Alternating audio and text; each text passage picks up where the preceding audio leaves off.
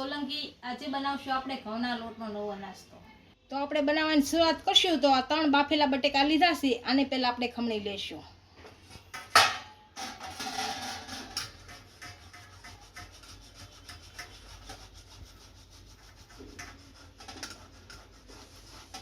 આ રીતે બધા ખમણી લેશું।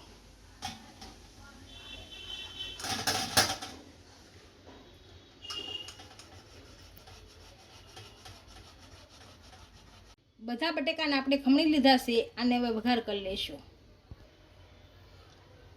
તેલ આપણું સારી રીતના ગરમ થઈ ગયું છે, આની અંદર 1 ચમચી જીરું નાખીશું।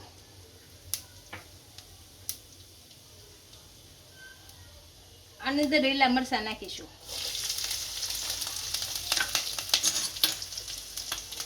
અને સારા શેકાવા દઈશું।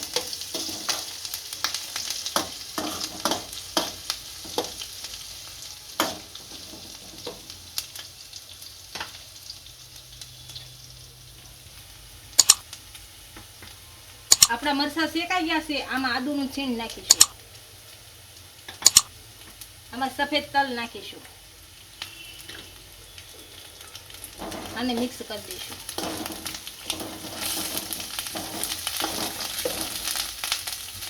આમાં બાફેલા બટેકા નાખી દઈશું।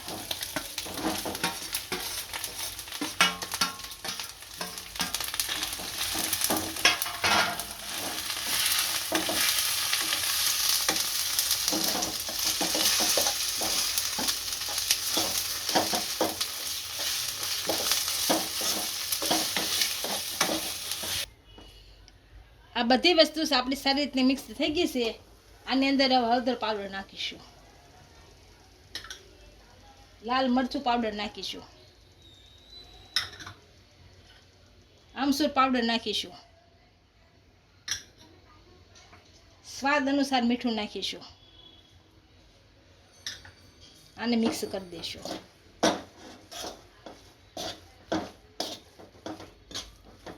આપણો બધો મસાલો સારી રીતના ભળી ગયો છે। આમાં હવે થોડુંક પાણી નાખીશું। આને સારી રીતનું ભેળવી નાખીશું।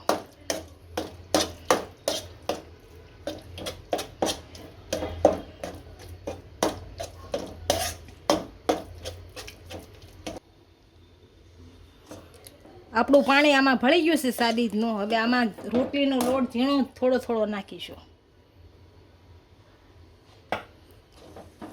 થોડોક નાખીશું, પછી ભળી જાય પછી પાછો થોડોક નાખીશું।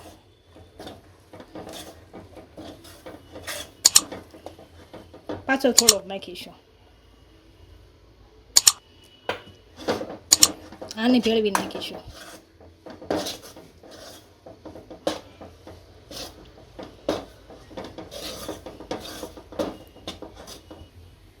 હવે આપણે લોટ ભળી ગયો છે, આની અંદર થોડાક ધાણા નાખીશું।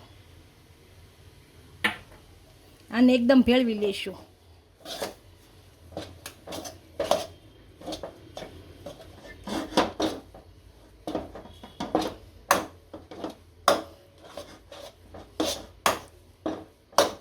લોટ આપણો તૈયાર થઈ ગયો છે। આને ગેસ બંધ કરી અને નીચે ઉતારી લઈશું।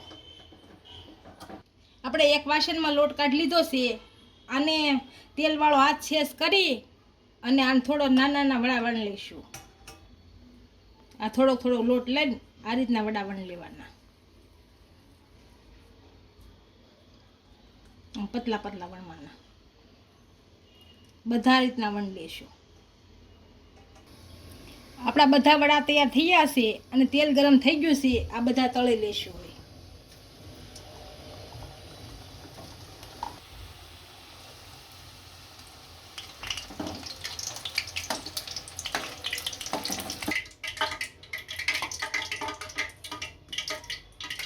આ બધા આપણે સારી રીતના તળાઈ ગયા છે અને હવે કાઢી લઈશું।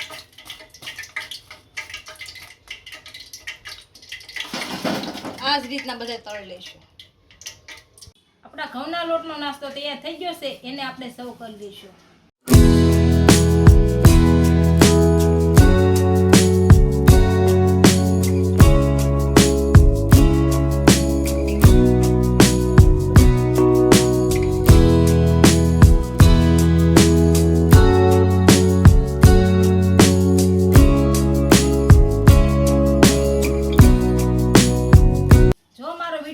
તો વિડીયોને લાઈક કરી દેજો, ઇન્સ્ટાગ્રામ અને ફેસબુક પર ફોલો કરી દેજો. મળીએ નવા વિડીયો સાથે.